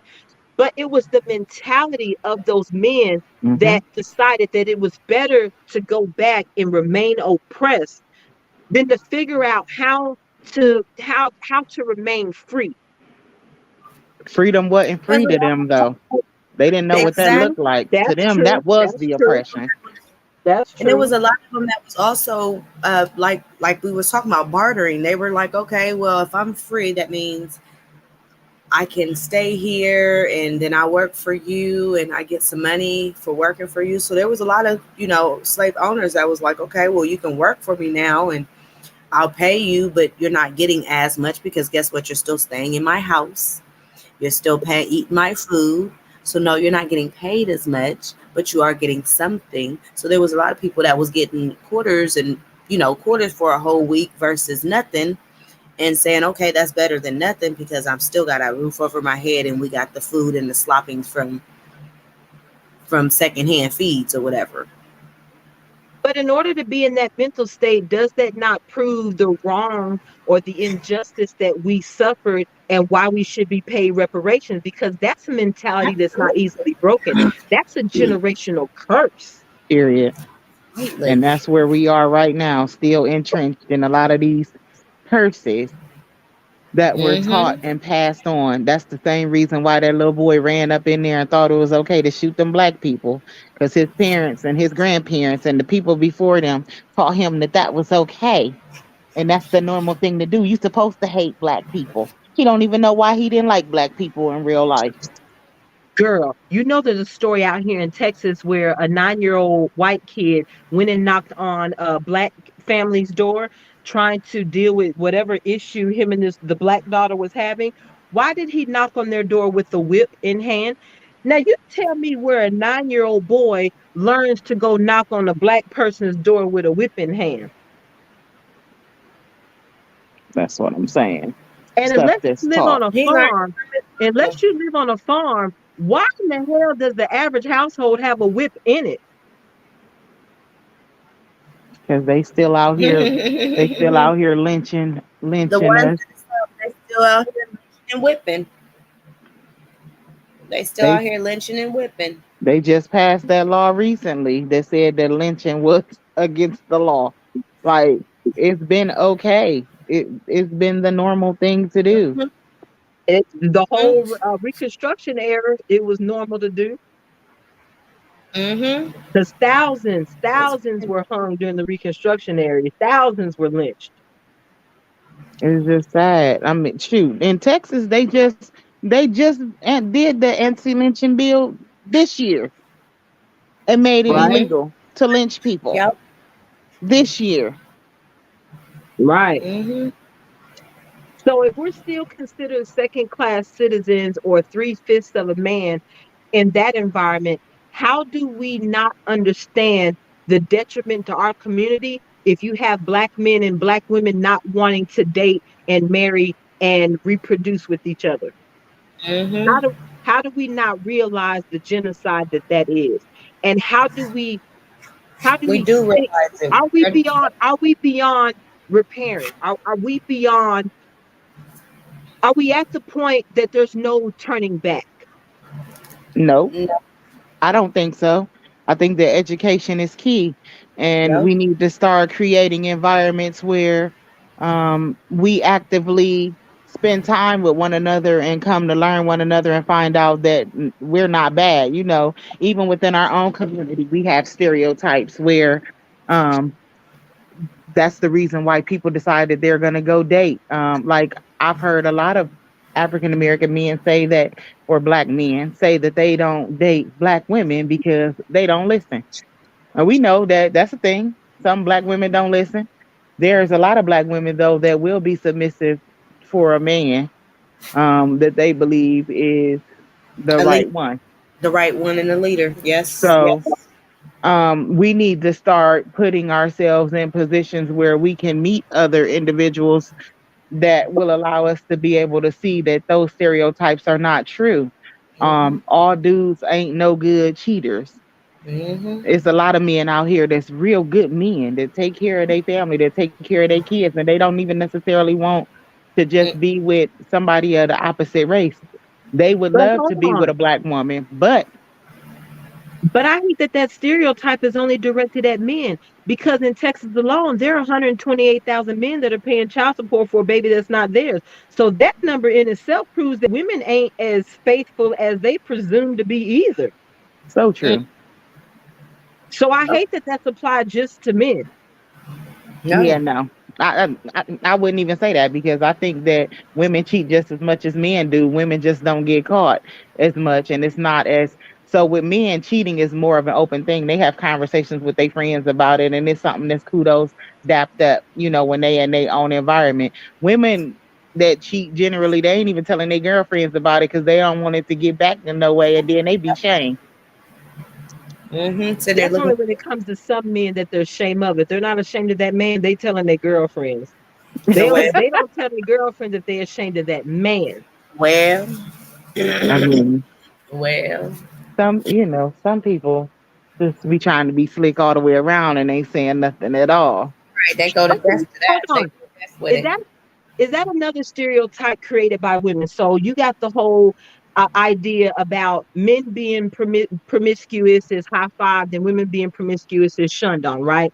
But Mhm. in dating, women don't typically go for the guy who has had fewer sexual conquests. We tend to go for the quarterback of the school, the guy who's probably gonna have every girl chasing him. Like I said, we're all chasing the same man. So are we creating the same people that we turn around and shun as adults? So in high school, every girl was trying to get at the quarterback, but now that that man has grown up and has options of multiple women, now all of a sudden he's a problem. But we chase that man in younger age. Yeah, I could see that. I could definitely see that. No, I That's get that come that's tough though because it comes with a level of maturity. You know, when we young, we don't know exactly what it is that's worth. So at that time, when you younger and you looking at somebody that's a football player, everybody thinks that that's the great thing to have because he's on a football team because he's popular. mm-hmm. Nobody's looking at it as um, It's hypergamy. It's yeah, taken up. yeah, Mm-hmm. marriage material. Is this the kind of person that I want to spend the rest of my life with? That I want to have my kids with? Um, Mm. is he gonna be faithful to me later on down the line? He ain't faithful right now, but we don't think about that kind of stuff. But not just that he's not faithful right now. We don't even care. You know how okay, you got the quarterback who's dating the head cheerleader, right?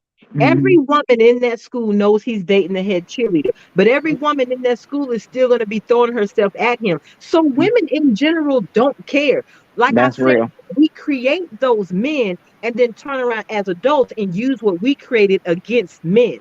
Mm-hmm. That's real. But there's so many different stereotypes when it comes to that too though because it's not okay for a woman to stereotypically it's not okay for a woman to date multiple men.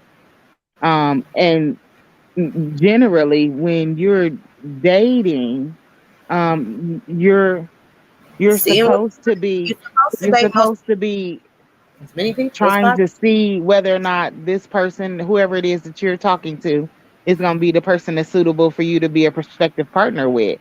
Um, so that may be one person, that may be two or three people. It's supposed to be normal to date around and see who it is that you like that you're going to spend your life with. Whereas in our culture, it's taught that if you're a woman and you're dating, you're only supposed to be dating that one person that you with, and you're not supposed to be dating around, or you're considered to be a thought. But But it's not. dating doesn't necessarily mean sex. In order to be a thought, we have to have sex, right? You I can't just mean, be no, it's dating. not what it is. It's what it looks like sometimes. I don't think it's just sex. I think a lot of things can be wrapped up in thought behavior. Yeah. Twerking in front of your son is thought behavior. It's not an act of sex, but twerking in front of your son is thought behavior. I don't care what nobody says. I'm sorry. Why are we twerking in front of the kids? Girl, you know how many videos I've seen of Oh, women? sorry. There's a Wait a video minute. I The out said now. ladies, it. Girl, it's I, so many videos out of women twerking in front of these young boys. I mean, like 3, 4, 5, 6, 7, 8, 9 year yeah, old boys. the And I'm lady like, took are you her son serious? to work So with her right. to the strip So club. right. So you're sitting up here in that environment. Oh, and someone tried to say that that wasn't a club, that was a private party at an event. I said, I don't care if it I was don't in your care Either what it living was. way, room. Why are I you don't taking care if it was in your living room. At no point in time it? should you be bending it over. And not only was she twerking, there was a female that was on the side on behind her who happened to be patting her between her legs. At no point in time should you be getting cat pats in front of your child. At no point in time. I don't care where the venue's at. I don't yeah, care where it's at. period. I I think don't that's care if it honestly was a that's man just that was doing it. It has nothing right. I don't care if it was a man doing it or a woman. At no point in time should we be petting okay. kitty cats in front of our children. At no point in time. Hold on, what you keep saying? What you say? Petting kitty cats. One more time, one more time. Just say one again. I've been trying to keep my language clean. I know, but it was so cute. No The kitty cat pats. pats, Ain't no cat damn kitty pats. pats. But that's what I'm saying. You got this 4-year-old or 5-year-old little boy here, and you bending it over while another girl is patting you. But I'm like, at what point in time was that appropriate? So you got the boy who's growing up watching his mama bend it over and bust it wide open. You think this boy's gonna grow up to respect women? Really? Not at all. Not at Mm-mm. all. But then Not we about he want to hurt terrorize himself. him when he becomes older. And oh, he ain't nothing but a doll. Oh, he disrespects women. Oh, he doesn't do this. He's He killed unfaithful. But look mama. who he was raised around. It ain't just him that's going to, so it's going to be everybody in the community to help mold that attitude though, because he going to grow up thinking in the beginning that, okay, my mom is Not my catty mom. corner. I love my mom regardless, but everybody else going to be like, bro, your mom is a thought, bro. She had you doing this and that. Your mama, she's a, yeah. Mm. So I'm Look at here tickled at goes, catty she's a cake. go liver. And everybody else is going to be like, changing his mindset when it comes to his mom, then he gonna start looking at her funny, like, so you really a go liver? yo. Like, and that's what's Right, gonna make him start Bye. treating other women the right. same. Hey, just like I said about the Kim Kardashian, y'all want to get mad at Kanye because he on social media crying about not being invited to the birthday party. But you think that's more traumatizing than a son seeing all his mama glory holes because she decided she wanted to do a sex tape to get fame? And That part. every time her He, name lost a little bit of credibility, she went and pulled her boobs out again.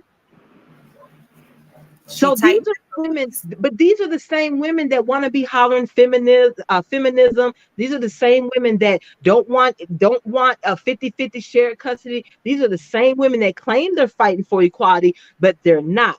The same women that want to bash all the men, but we create the men that we're bashing. I had a it. 30-year-old complain about the men today and about how there ain't no good men, this, blah, blah, blah. I said, well, hold on. For the last 50 years, the majority of men have been raised by single moms. So if you mad about the quality of men available today, who you think Talk to the mom. responsible? That Mm-hmm. part. All the mamas. They don't want to look at the, nobody points the finger inward, okay? Nobody's looking in the mirror at themselves in the morning like, I'm messed up. You better I need listen to get it together. I need to change my life. Ain't nobody looking in the mirror thinking that to themselves. They looking around at everybody else, pointing the finger and judging what everybody else is doing, but they never look at what they doing that's not right. Right. what Jackson say. I'm asking you to change your ways. But we got to, in order to fix this problem and not get to the point where we're literally talking about committing genocide against our own people. That is the most sickening concept to me as a Black woman. The more I listen to the rhetoric, the more it disgusts me that that's where we are, that Black people do not realize that this is what this is. This is a soft genocide. Yes.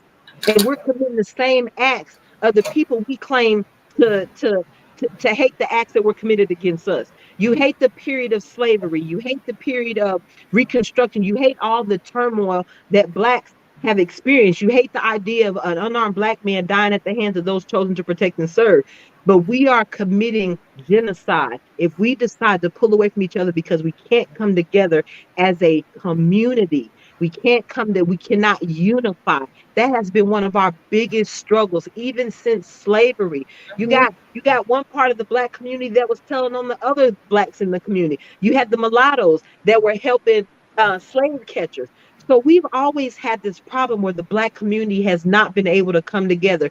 And I can't see a more detriment time in our life for us to figure out how the hell we get this shit together before we kill ourselves off. Take my ass back to Africa. I ain't messing around with you damn people no more. So there has to be some changes. Just the way that they forced these habits upon us and created all of these different routines that we had to follow in order to be able to get to the point where we are right now, there has to be some sort of changes that are made in order for us to be able to move forward. We have to first change the mindsets and the way that people think about what's going on and how we are being treated and how we treat one another, because we have to understand and recognize that it's not okay. How we And treat one then, another first. yeah, and then with that understanding, then we have to create new routines. Just the way that they separated us and kept us from one another and started mating us with um, slave owners and others, we need to bring ourselves back together, start creating activities and events that are designed to help bring us together so that we can see all of the good and the positive people that are actually out there in the community. Maybe I know that there's different activities that go on in the community that are for us. They have speed dating events, and um, they have activities where singles mingle and can go out and get to know one another. We need to do more stuff like that that'll help us to be able to grow, to start loving one another again, because we don't love ourselves, and without that love of self, it's hard for us to love each other. And that's We why don't we be hating ourselves. on each other, and we need to be taught that that's not okay. Well, remember Right. we were taught that in the different colors of our skin. Remember, the light skinned women was the ones in the house. The dark skinned women was more outside. We need to start separating that. Light skin is in just like dark skin is in. Chocolate is Right. in just like light skin is in. It's okay if you the lighter caramel. It's okay if you the darker caramel. It's okay if you get black when black and turn a little purple. It's okay. It's a-okay. They've always said the darker the berry, the sweeter the juice. So hey, love your skin. I'm gonna love your skin, even if you're light skin or bright skin. You're colored at Right. the end of the day. Let me tell you, at the end of the day, if you're colored, they still gonna what? They still end up hanging you. It didn't matter. Look at a piece of color. Make what Right. color you was still gonna get hung. So just know, if you're colored, we have to start working in. You got to start working with the people. Work with the people. Work with each other. Yeah, I did want to take a moment to have everybody on the panel go check out Gail at Night. Beautiful, beautiful spirit. She has a lot of great content. She talks about a lot of the issues in the Black community too. But yeah, she's always been a huge supporter of this channel, so I appreciate you, Gail. So anybody on here, please go visit Gail at Night and subscribe to her channel as well. Yes, For thank you, sis. sure. Thank you, Miss Gail. We appreciate everything you do for us. Yes, Sister Gail. Thank you, boo. For sure. But And yeah, I we know I definitely. might call sisters more than anything, and it's okay. I might do that a lot because I am my sister's keeper. Just how they say, "Are you your brother's keeper?" Yeah, I'm my brother's keeper, but sometimes my brother ain't around. So guess what? I am my sister's keeper. So if my sister girlfriend may need me, I'm there for her to lean on. You sometimes people just need a helping hand, just need somebody to talk to, lean on, learn from something. And if you could be that helping hand, why not? That's how we got to get it started, by helping. Hey, that Assist. goes back to the Black community though needing to address this therapy and mental health issue. and Absolutely. Get to it. and stop being silent and stop condoning the wrong of other people. So if you my friend and you out here and you doing something you ain't got no business, we need to stop condoning that kind of stuff, because that's just making them think that it's okay, and then the behavior just continues and it don't stop. I Yeah, used to homegirl. I used to be a real quiet about it. I might not say something is wrong, or tell you that what you're doing is wrong, but I used to kind of just be quiet and let you just talk. But no, it's not okay. Like, it's not okay for you to be cheating on your guy and he at home taking care of your kids and doing everything you need him to be doing for you. Get that together. Cause it's a lot of people out here looking for a good man and you out here messing over one. And it's not okay for a woman to be sitting, be working 24/7, 7 days a week or 5 days a week while you sitting at home and not doing nothing or riding around doing nothing. If you're not making no money bringing in the house, y'all not sharing it 50-50 or making sure y'all doing things together as a unit, as one accord, but you stand in the house, something's wrong, my brother. Something is absolutely wrong. Get up, get out and get something. Now, while I do agree with that, me personally, I'm not finna date anybody that's not working. That's There's just some that's women just my that thing. do. There But is when it comes to the 50-50 thing, I'll just say this. Every relationship is different, every Right. dynamic is different. And if 50-50 works in your household, go for it. If 70-30 works in your household, go for it. If her paying all the bills and him being an at-home dad works, go for it. I'm not here to say what works in nobody's house and what doesn't, but stop letting mainstream society tell you what's supposed to work in your house. That And I'm part. a real advocate for you can listen to all the advice you want in the world. But even the best, even the longest lasting married couple, they can tell you everything that worked in their relationship. And while they may have a beautiful love story, they may have some trying moments that they overcame. They stuck it out through all the hard times, throughout all the turmoil. Even in those situations, you take their advice for what it is at, at face value, but it doesn't necessarily mean that you can apply those same measures to your household because your dynamic is different. So that's another reason why you should take in multiple perspectives, not just have a one-sided viewpoint of anything. So true. And I'm gonna say something. When you said we was talking about the 50-50, 70-30. I keep seeing that it's supposed to be 100 and 100. You give 100% of yourself when you go to work and you working for somebody else. You giving 100% of yourself when you a good parent and you trying to do the things for them. So you should be giving the same 100% of yourself to your relationship and Yep. vice versa. Right. But yeah, but we got to get it together though. I hate the place that we're in, and as a black community, we have got to figure this thing out. We got to. And we And will. Y'all go ahead. honestly didn't even mean like 50-50 as in like support or, support in the household. It's just a 50-50 as in I got your back, you got my back, as in I'm not seeing you struggle and I'm not willing to help a hand, but I'm allowing to see you struggle. You know what I'm saying? But we're in the same household. We're doing this together, so we say, but I'm watching you and you watching me do not much as you're doing. You see what I'm saying? Oh no, Oh, I yeah, get I it. get that. But you know Yeah. what? I'd rather people start calling that 100-100 because you should always give 100% of yourself in a relationship. I True. don't Yeah. believe in giving 50% of myself because if you contribute 50%, and I get it, there, Where the other the 50 house going? being clean, I get it. But I'm gonna give 100% of myself into this household. I'm gonna give 100% of myself into this relationship because if I'm not willing to do that, then I'm not willing to be in the place that I'm at. And the For problem real. is, everybody wants to be in the result.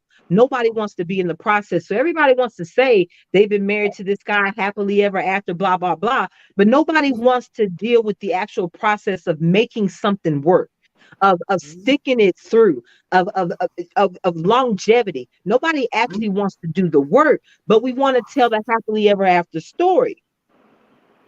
Mm-hmm. Yeah, that's no. Tell you the piece of the fairy tale. Right, No. No. They want There's never a happily ever after without some work involved, some blood, sweat, and tears. Okay. to say right. that. And No. while I do agree there are some irreconcilable differences, some of y'all are using irreconcilable differences as a cop out because I know women who have gotten divorced over ridiculous, ridiculous. Okay, for instance, you got the woman who divorces her husband because there was an act of infidelity. But now, don't get me wrong, I'm not saying that that is not valid grounds for a divorce, but there are also those stories where those women who walked away because of an act of infidelity on behalf of the husband find out they go to family courts, and in the divorce they found out they got 3 kids but the middle child ain't his. So you divorced him over an act of infidelity, but him finding out that middle child ain't his proves that you had an act of infidelity too. And not only was there an act of infidelity, but you brought a child into that situation, one, not giving that child access to know who their parent is, two, stripping the biological father of his right to access to that child, and three, committing paternity fraud against the actual father, the dad by default in the house. But you divorced him because of an act of infidelity. Yeah, we got to do better. Period. Yeah, some of y'all just using irreconcilable differences as a cop out, and that's what I'm sick of. I admit, I agree that there are situations that you need to escape. If you are being physically battered and abused at home, those are situations that you need to escape. Nobody should have to deal, man or woman. No one should have to deal with being physically abused at home. No one should have to deal with that. There are situations where it's best to exit stage left. But again, irreconcilable differences gave a lot of y'all an easy cop out, and then you went into this victimhood mentality, which is which is honestly what feminism has allowed you to do. It's allowed you to play victim while fighting for strong and independent. So Yeah, we, but you we can't. right, but we got to get out of that, and we got to start listening to one another, and we got to start thinking logically, and not just in the here and now, not just for our singular selves, but we got to start thinking about our children. We got to start thinking about future generations.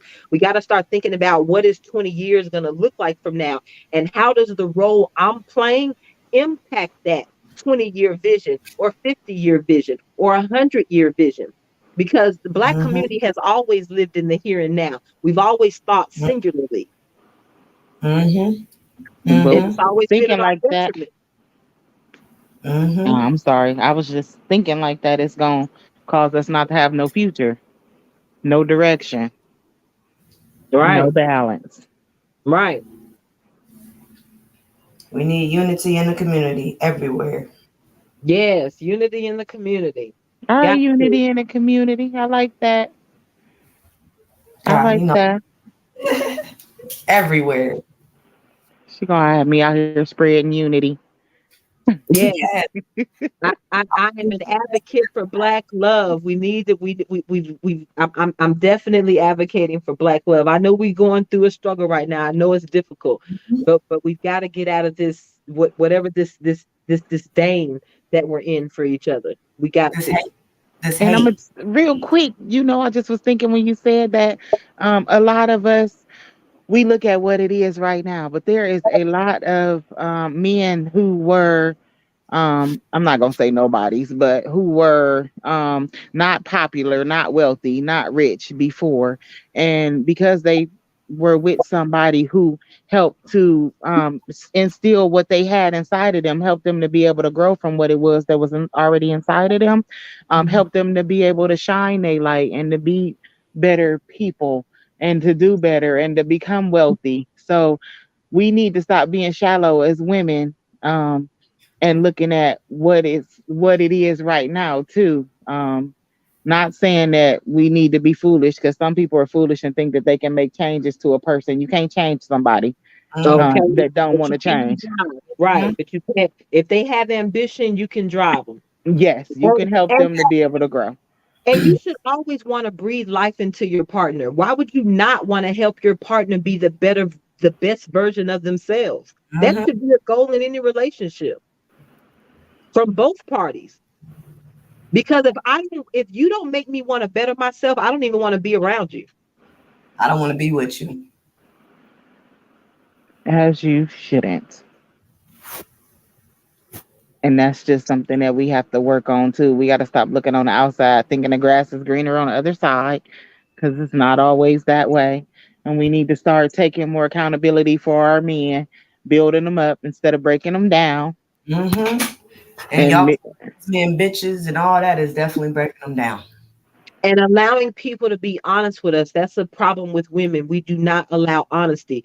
There are so many, and Gail did a show on this too about holding women accountable. There are yes, so many women who do not hold their girlfriends accountable. And we've got to, one, so when it comes to the truth, if a man delivers the truth to a woman and she doesn't like it, it's called toxic masculinity. And your girlfriends aren't telling you the truth because most female friends are in this fake version of a best friend relationship. Anybody that has a different best friend every year, I don't trust your character. That's not how that's supposed to work. Because if you're 30, 40 years old and your longest relationship has lasted only 2 years, you're not a trustworthy individual because nobody wants to stay around you for long periods of time. Mm-mm. So, but correct. women have got to be able to first sit down and listen to the brutal honesty. And it's going to hurt. It's going to hurt bad. But we've got to allow the honesty, and we've got to be accountable for our actions before we start criticizing everybody else. And that goes to both parties, but definitely women, because from what I'm hearing on both sides of the argument, men are still trying to be rational and reasonable. Men are still literally asking for 50-50, literally.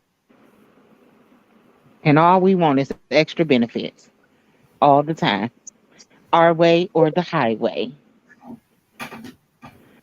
And you can't live Mm. like that. You cannot live like that. It has to be a compromise. You have to be able to compromise. work together and compromise. And it's okay to agree to disagree. Right, right. But see, that's another thing. People don't know how to disagree. Everybody's so caught up in their emotions and how they feel. You think that just because someone disagrees with you, that one of you has to be wrong and one of you has to be right. That's not the case at all. Yep. Nobody has to be wrong in a disagreement. We have different viewpoints. You have to understand those viewpoints. You don't have to agree with them. Fact. Mhm. I think if we And didn't move learn, on. if we didn't know that already, we definitely should have learned it in this Roe versus Wade situation. Because there's Okay. been so many different viewpoints about what should and what Right. should not, and how, and reasons why. And they are all valid Great. points. And I've heard great arguments for both sides, to be honest with you. I have heard Hmm. very valid arguments for both sides. It's so true. It's so true. And it goes the same way with us in our relationships. The arguments may be valid on both sides. Both of us could be right to a certain extent. It's just about that willingness to be able to fall back and lose the ego and be willing to make that compromise and Say that. adjust. Right. I agree. So I know we've talked about um, feminism and the different disparities that we have in between cultures, whether it be men versus women or black versus whites, or even people, even us as a race against one another. Hmm. If you had to give one point to help us to be able to make make the complete change, Dionysi, what do you think that that one point would be in order for us to be able to grow and move away from the situation that we're in right now? The seven principles of Nguza Saba. And I know it sounds so maybe weird to other people, but if you look it up, you will see exactly what I'm saying. We need to bring the unity. We need to bring the cooperativeness. We need to bring the um, just everything. We need to bring it and instill it back into ourselves because if we don't each one teach one or pass it along, again, we'll have that, oh, I didn't know type of person around us. No, no, no. Guess what? There is no you didn't know because I'm telling you now. So listen, listen up. Hear me now.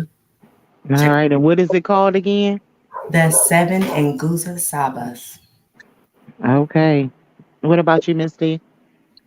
So for me, when it comes to the women versus men argument, I think we, especially in the Black community, I think one of the things that we need to focus on is understanding and knowing what the idea of community means. I think we need to all start thinking generationally and not, just for me, what am I going to gain in this moment? And I think we need to start looking further down the road at what our actions or what the repercussions of those actions may be. And stop just living in the moment, trying to live your best life, because a lot of the things that we do living in our best life doesn't necessarily award us the rewards we're looking for later on in life. So definitely realizing and understanding what it means to be an actual community and start acting like a community. But when it comes to the black and white issue, one of the things that's always bothered me is how when it comes to disparities in treatment, the problem I have with the black community is, and not that I'm advocating for violence, but what bothers me is you hear a lot of black on black crime. So there are a lot of situations where you got a black man that's dying because somebody stepped on his sneakers today, or somebody messed around with his girlfriend that really was for the streets, but you tried to wipe her, or whatever the case may be, a drug deal gone bad, whatever the case may be. And like I said, not that I'm advocating for the violence, but when it comes to people who have really committed atrocities against you, we all want to stand behind the I'm a peaceful people. The black community is peaceful. And for the most part, they're right. But it's mighty funny how you want to be peaceful with everybody else except your own people. So we don't have a problem with pulling out all the smoke for our own kind, but we want to be a peaceful people when it comes to everybody else. So if you're going to be a peaceful people with everybody else, Learn how to be peaceful with your people. So do that, Black community. Learn how to be peaceful with your people. Yes. So we didn't heard it here. Start loving one another. Be peaceful with one another. Bring back the communication in the community. Start getting back together. Stop looking at each other like in a negative light, and be positive and focus on building relationships. Um, Definitely make sure you check us out here every Thursday night at 9:15 Eastern, 8:15 Central. We appreciate you guys.